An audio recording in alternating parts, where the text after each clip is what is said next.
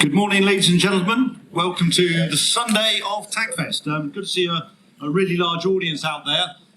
We've got a very interesting lecture presentation series going on throughout the day. The programme, if you haven't seen it, is behind you by those red bins.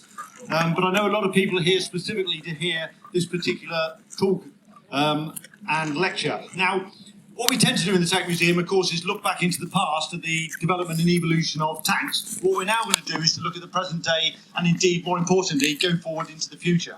And many of you are tank aficionados, and you will know that the British Army is about to buy a new main battle tank. And here to talk about that, Challenger 3, Colonel Will Waugh. Dick, thank you very much indeed. Well, it's great to be back here at the Royal Tank Regiment, my own regimental museum. And I think it's worth reflecting how much the Tank Museum does, not only obviously for charitable things, but also professionally. And to illustrate that with a couple of examples, my own team from the Army headquarters was down here last week getting the David Willey treatment to really bring up some of my civil servants who don't know anything about main battle tanks, but I need them to do programme delivery as a day of education. And it's such a great resource to be able to do that. Likewise, my requirements manager was down here diving into the detail of some of the archives, getting after some of the detail of Challenger 2. So in terms of the professional resource that the Tank Museum gives us, it's fantastic. It is a fantastic resource. So as Dick has indicated, my name is Colonel Will Waugh. I am the Programme Director of the Armour Main Battle Tank Programme, of which Challenger 3 is the main equipment element of it. I'm based out of the Army headquarters in Andover, and my role is to deliver the Army's next main battle tank capability into service within performance, cost and time.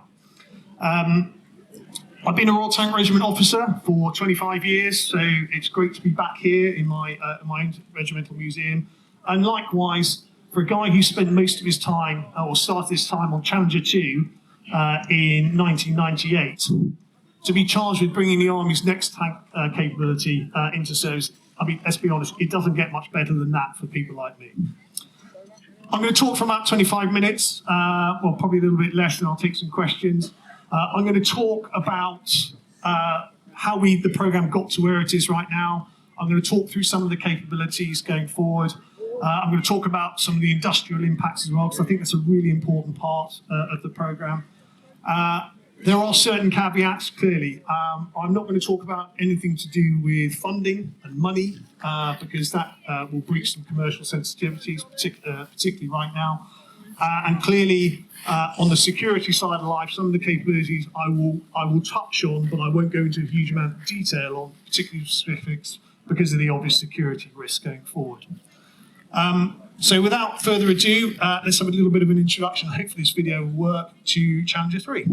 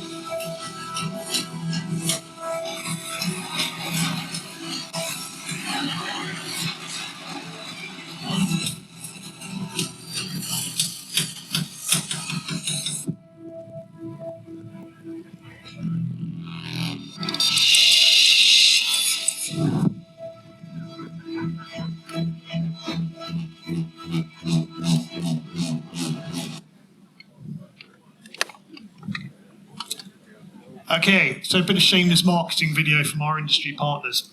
A little bit of history about the programme. This history slide actually feels like something of a potted history of my own career, as I've touched Challenger 2 and Challenger 3 throughout a number of times over the last 25 years. Challenger 2 first came into service in 1998, and the original plan was for it to have a genuine midlife upgrade, so an enhancement of its capability from in 2020. In 2010. The reality is that as we got into that period, obviously the back end of the financial crisis in 2008, country broke. All government departments had to take their hit on sharing of that pain. And the context at the time was very much one of just coming out of Iraq and certainly very much committed to Afghanistan at the time. And Defence's main effort was quite rightly success in Afghanistan. And therefore, the decision was made in 2010 to downgrade an upgrade program to a life extension project. So maintaining the life of the project, the capability, without actually increasing the capability itself. A couple of things obviously changed, not only in terms of world events, Russia's activities in Crimea, Georgia, coupled with a real realization that the threat, not only from the east, but also in terms of the way that can proliferate around the world, it was very much recognised that a life extension project was not going to be the right decision and was not going to be value for money. And therefore, the decision was made in 2018-19 that we would return to a genuine upgrade capability, and that's how we ended up with the program as it is right now. During the initial, when it was a life extension project, we had two competitors running for it: BAE Systems, and then Rheinmetall Land Systems in Germany. When we then increased the requirements, that prompted both those organisations to work together, and they created the joint venture, which is called Rheinmetall BAE Systems Land, based out of Telford, and effectively that is now a joint venture delivering on its capability. We had approval from the Treasury to commit to this in 2021, and we signed a contract with RBSL in March 2021. I think what I would highlight on this slide in particular is, being candid, the UK Army is behind the curve in terms of the main battle tank capability. In the period on this slide, America has fielded two upgrades to their main battle tank capability, a similar number of upgrades done by Germany, by Denmark. And most telling, Russia has fielded 5 different variants with the 6th one in gestation right now. So very much we really need to be getting on with the Challenger 3 upgrade. Bringing things right up to date. A few things, a reflection on what we're seeing in Ukraine at the moment. That quote there, I think, is pretty apt, and I'm assuming that if it's 9:15 on a Sunday morning, I'm at least speaking to a fairly enthusiastic bunch of tank people. But that is often a question we still have to continue to argue the case for. Lots of false lessons are being drawn out of Ukraine in particular.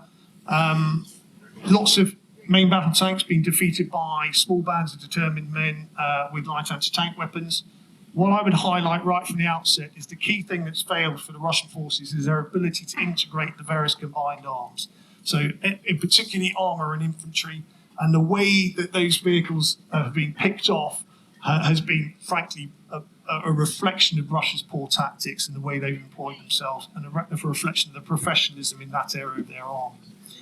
Other key elements that have come out is that tank-on-tank warfare in Ukraine is actually relatively common, happening in a variety of distances, from a very close combat to actually slightly further away. But what is consistent throughout all of that is he who finds their adversary and fires first, 9 times out of 10, will win that engagement. Okay, so I'll just lodge that in your mind as we move on to some of the upgrades. Survivability as well has been absolutely key. Russia has fielded a variety of explosive reactive armour suites going forward, and we're now starting to really see those have an effect on the ammunition that's being fired at them. Likewise, active protection systems. Russia has had for some time a variant of an active protection system, and that has had some effect against man-portable, unguided, and indeed guided anti-tank weapons as well. But I think one of the key lessons that we would take out of all of this is dispersion through mobility to prevent large groupings of massed armour being defeated, if not disrupted, by mass fires, more often than not cued by unmanned aerial systems. So the ability to be mobile, the ability to synchronise activity across the battle group, and the ability to find your enemy first and survive the first account has been the key lessons that we've taken out of Ukraine. One might argue that those are the key lessons that have come out of pretty much every campaign that we've fought with main battle tanks. So moving on to Challenger 2 itself, to Challenger 3 itself. I'll work around this slide and I'll draw on a few things as we to highlight a few capabilities. So Challenger 3, the initial operating capability is 2027. It will treat all the obsolescence that's on the current platform. So it will remove the turret from the current Challenger 2 capability and replace it with a completely new digitalised turret. And we're also doing some other significant upgrades as well. Like I said, Challenger 2 was due an upgrade in 2010. As we stand here in 2023, clearly obsolescence is becoming a factor going forward. The most significant upgrades of them is in the lethality. We are now moving to the 120mm smoothbore gun, along with all our NATO allies, including the Americans, and we've adopted the L55A1 gun built by Rheinmetall Waffen Munitions in Germany. Most importantly, we are pairing that with two natures of ammunition, well, a number of natures of ammunitions, but the most pertinent ones are the secondary nature. Gone are the days of HESH. We're not having a heat capability. We will have a multi-purpose secondary nature, which will give us air burst capability, fantastic for suppressing infantry in trenches. It will deliver us a delayed fuse capability, which is fantastic against structures, so it will punch its way through the outskirts of the structure and then defeat what's inside. And it will again give us a point detonation capability against softer skinned vehicles.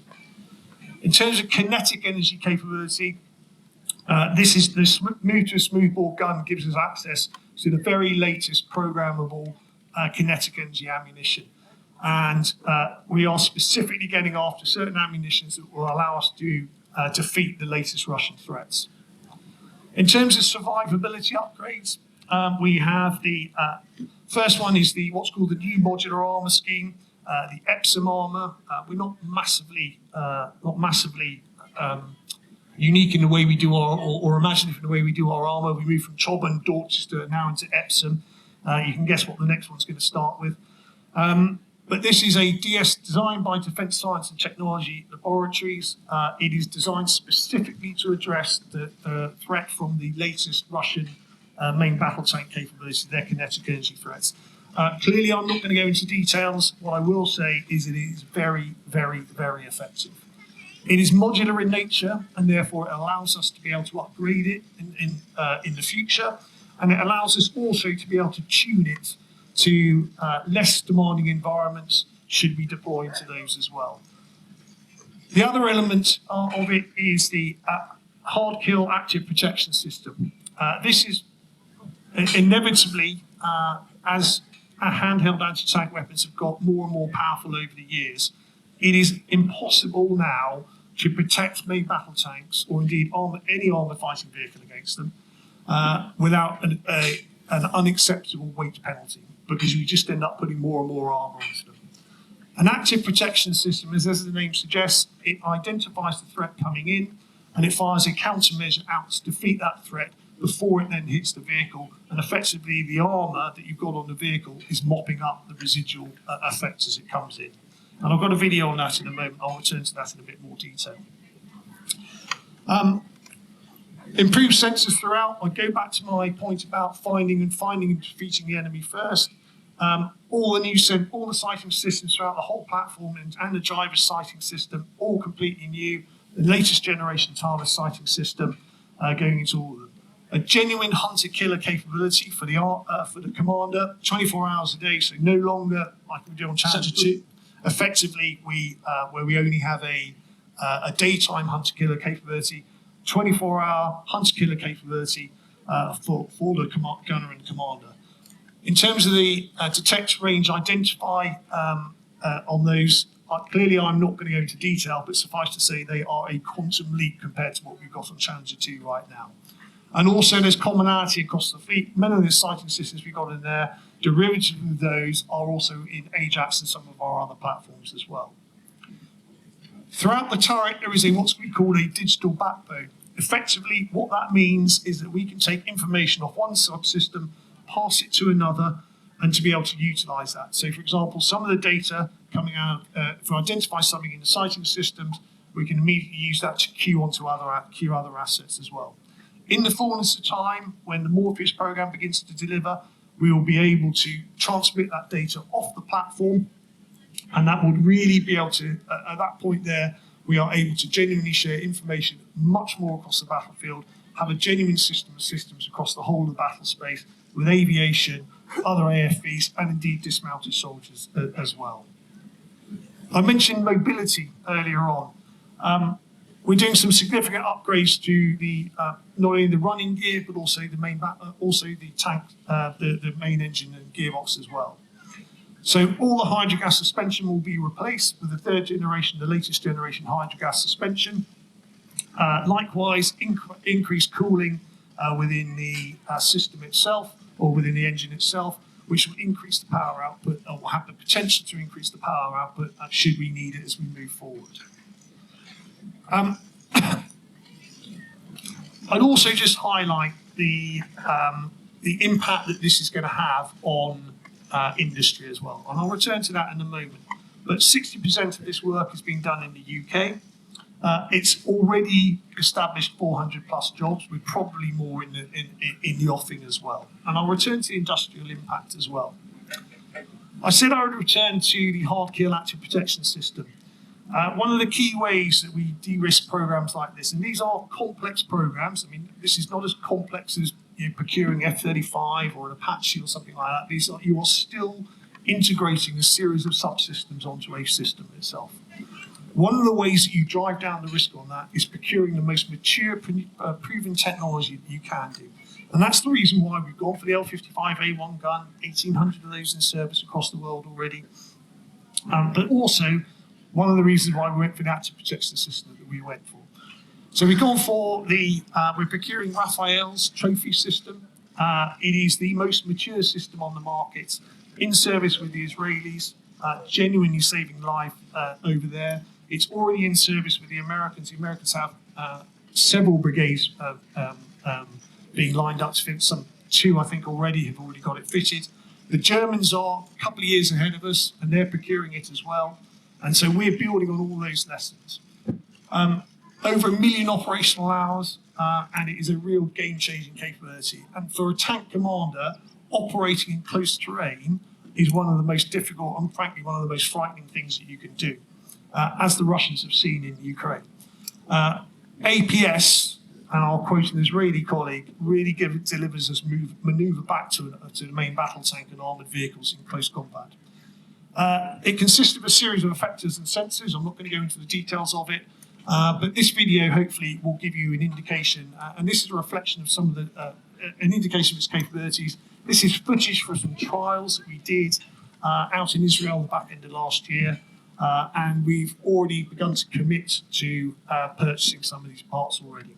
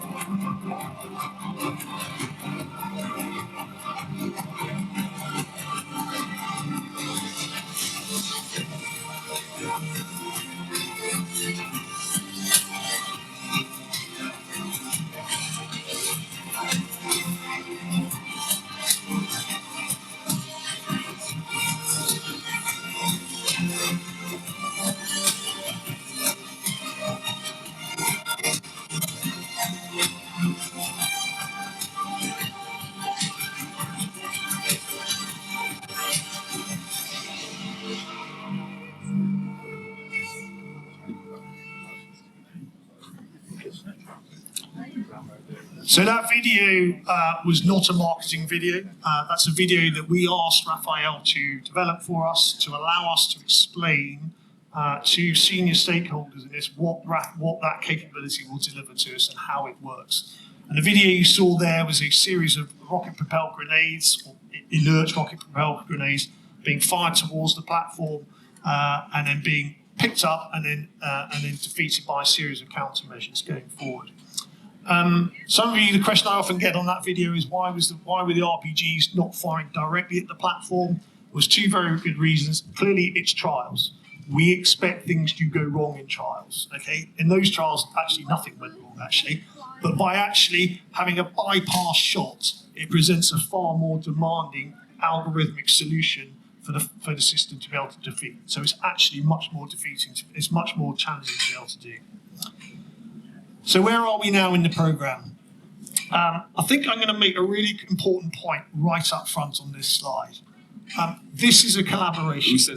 The only way this tank is going to be delivered is going to be a collaboration between the Army, by Rheinmetall BAE Land Systems or industry writ large, and Defence Equipment Support, who are our delivery agents. All of us have a role in this delivering this program, and the only way it's going to be delivered is by a really effective, close collaboration between those three entities. Where are we now in the program? We've now just passed the critical design review, which has effectively frozen the design ready for the start of the trials vehicles. We passed through that on time we started in November and we exited it on time in January this year, and we've already started the production of the first prototype vehicles. We expect the first prototype vehicle to be delivered at the back end of this year, possibly into early next year, but we're certainly going to be starting trials into next year. Like I said earlier, the initial operating date is going to be 2027. But before we get into trials, what we've also done is we have what's called a digital twin. So at Telford, where RBSL are based out of, we have what's called a dynamic test rig, which is effectively a mock-up of the turret that allows us to change systems within there, see how they interact, and allows us to get things like the human factors integration absolutely nailed down before we lock that design going forward. It also allows us, in conjunction with the other element of the systems integration laboratory, it allows us to understand how the various components operate at a system and subsystem level, both at an electronic and a logical level, to make sure that we've got the design as accurate as we possibly can do. The other element to it, and this is unique to certainly to Challenger 3, is we have what's called a turret test rig. Shortly will be delivered. It's being built actually right now. The building is ready in Telford. There's a little bit more to come in from elsewhere. But effectively that allows us to put a turret onto a platform and to be able to shake it to pieces. So instead of bringing it down here, running it around on a whole load of trials, we can put it onto a platform, shake it to pieces, identify all the faults that we've got before we then go into physical trials itself. Like I said, the physical trials will start at the back end of the early part of next year. They'll start obviously with safety trials as we go forward before any people go near it. We'll then move into system provings trials, which is very much an industry-led activity. It's for them to prove to us that the system does what it says on the tin and meets our requirements. And then we'll go into reliability growth trials, and that will allow us to ensure that the capability, as the name suggests, it grows the reliability as we go forward. I'd emphasise right up the bat, I do not expect trials to go smoothly. I don't want them to go smoothly. Because if they're going smoothly, we are learning nothing from those trials and we're not identifying the faults that we need to identify before the capability is delivered into the field army. Like I said, throughout all of this, the role of industry is absolutely key. And in terms of developing the amount of, this slide gives you an indication just for the UK alone of the amount of investment, the amount of investment that's going into this capability going forward. I said right from the outset that this is a collaboration. The other element to all of this, let's be clear, the UK has not built a main battle tank capability in 25 years. We have a huge amount of armoured vehicle experience, particularly from BAE, the elements of, and from Rheinmetall. Huge amounts of capability. They're bringing that together. But inevitably, at the lower levels, we are learning a number of lessons as we move forward. And we should be open and alive to that. The other element to it is a lot of the UK industrial base, because we have not been putting the orders into it compared to how we were, say, 20, 30 years ago, industry has right-sized itself to meet the demand signal that's being placed upon them. And we've now put a bigger demand signal onto them going forward. So, like I say, we've got Rheinmetall BAE Systems Land, mainly based out of Telford, but also in Washington. We have other elements of Rheinmetall itself, so electronics down in the Isle of Wight. Clearly quite a lot of input from across in Germany in terms of the engineering systems over there. And Rheinmetall Waugh Munitions, who manufacture the gun and will manufacture certainly initial batches of the ammunition. Thalers are making our sighting systems, are based up in Glasgow. And Pearson's Engineering, they'll obviously be doing quite a lot of the turret, the heavy engineering as well. The other element to it is Babcock, based out of here, down in Blandford, in Bovington. They are preparing a lot of our hulls for conversion, and they then go to somewhere, they go to Ashchurch, where they are maintained, ready for delivery to RBSL to be able to upgrade. So the point of this slide really is just to highlight that this is a huge industrial base. The other elements I'd also make clear on this as well, this is one programme for the Army's decade of delivery. It sits alongside Boxer, it sits alongside Ajax.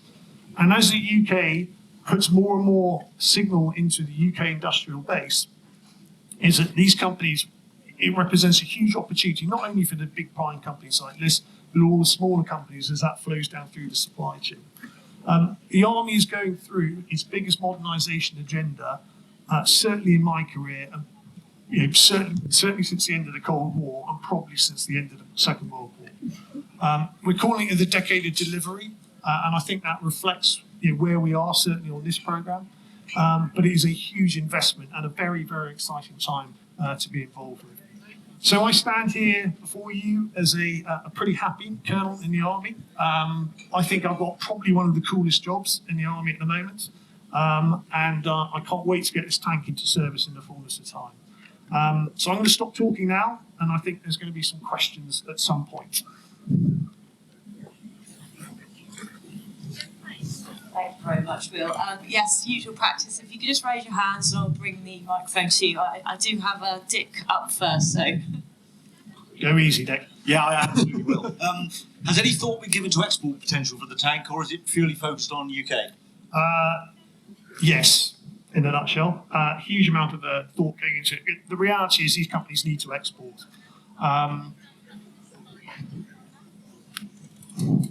There are, you could name the nations that you'd be thinking of. They would be the natural opportunity to go forward. I'm not going to, for very obvious reasons.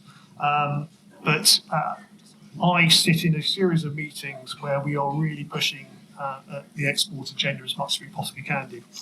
A lot of senior officers spending a lot of time in a number of different areas at the moment to really push and support that agenda. And I think on the subject of export, the land industrial strategy, which we've obviously had a maritime one and an air one for a while. I mean, let's be honest, the Royal Navy, senior officers in the Royal Navy, senior officers in the Royal Air Force have really helped push exports of Typhoon and various maritime assets, things like that. Being candid, the Army's been a bit slow off the mark on that at times. We're now really waking up to that, hence the land industrial strategy. My two-star boss spends a lot of time in various parts of the world really pushing and really supporting it. I'm often pulled in by Rheinmetall BAE Land Systems to support their export events as much as I possibly can do. And the direction to me is really clear. Will, you're going to attend that. That's the level of support I get to it. And being candid, that comes at some pain to me sometimes. At the beginning of the presentation, one of the initial slides, it mentioned that just under 400 Challenger 2s were initially delivered. Yeah. Obviously, the Army doesn't operate quite so many now. Do we have any idea at the moment how many Challenger 3s we're actually going to get in service? So at the moment, we're going to have 140. So at the moment, there's these figures are all in the public domain. There's 227 active Challenger 2s at the moment. We will reduce down to 148. But that is sufficient number. Clearly, I would like more. Okay, obviously, I would like more. Who wouldn't want more tanks? I get that entirely. But the Army's a very different structure to how it was. And so 148 is sufficient to be able to meet the demands under the future Army structures. That's probably all I can say on that at the moment. Whether that will stay the same going forward is not for me to comment on, I'm afraid. Hello. You were saying that the British Army is behind the curve. Sorry, the British Army was behind the curve. Yeah. Was partially this because we stuck with a rifled cannon rather than, say, for example, moving to smoothbore like the rest of Europe did during the 80s? There's a number of ways I could answer that. That was probably a factor, I think, in all of it. It's a pretty lonely place to be, firing one of only 2 or 3 nations on the planet firing with a rifle gun. I think that is only one element of it. I think the reality is it's all the other factors that I've spoken about. It was the fact that there was a financial crisis. It was the fact that the country was broke. It was the fact that every government department, and the defence was alone, had to take a hit on things. And there were decisions made around that period that would have been, if the circumstances were different, we would have liked to have made different decisions. So I think that was probably the period I was referring to. I think the decision to go for a rifle gun, certainly in terms of the step change in lethality that we required, it would have been very difficult to deliver that step change with a rifle gun. Would the program have been easier if we'd had a smoothbore gun right from the outset? Probably yes, but I think we would still end up doing a lot of the other upgrades, particularly to the survivability system that we want to do. And of course, you've got to remember is that the smoothbore gun that was available back in the 80s is not the smoothbore gun that we've got now. And in particular, it's simply those weapon systems were not high enough pressure to be able to fire the kinetic energy ammunition that we need to today. Does that kind of answer the question? Good morning. Good morning.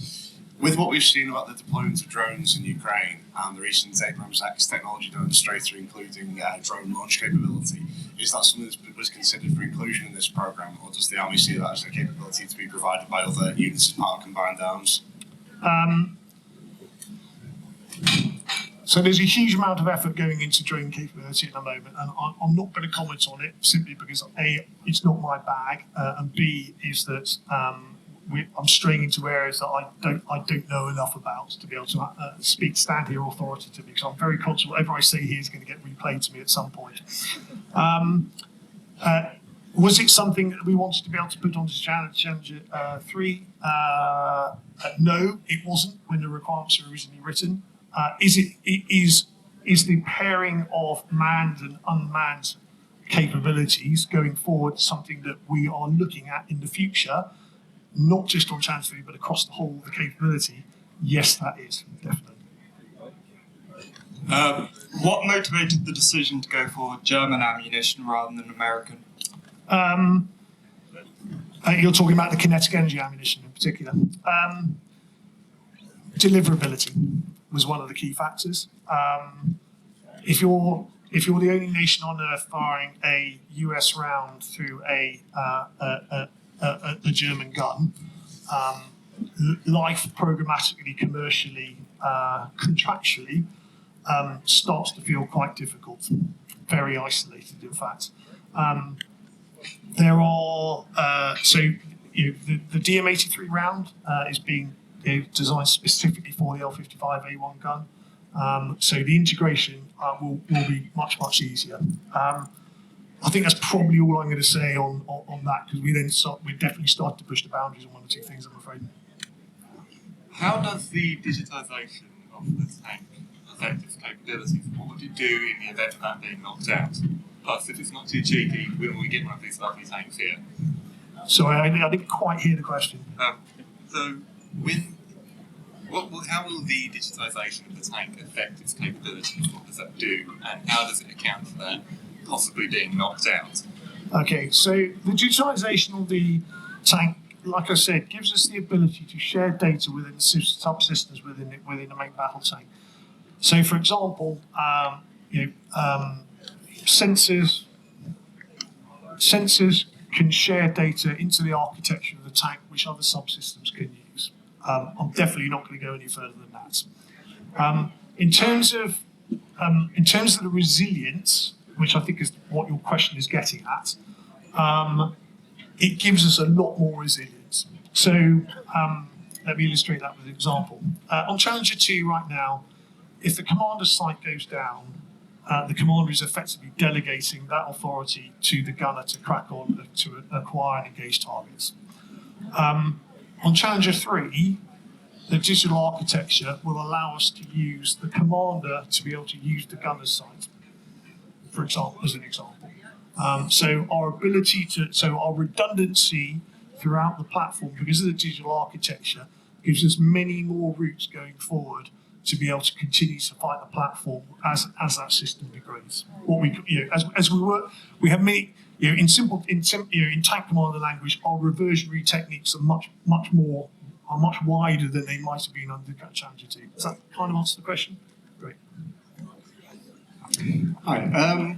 You said about looking into exports and things. Yep. Do we actually have the capability to make more hulls than that at the minute, or just use selling the ones we've got mothballed or whatever? So yes, we can do, but I'm not going to go into specifics. Okay, I'm starting to edge into commercial territory at that point. Okay, but yes.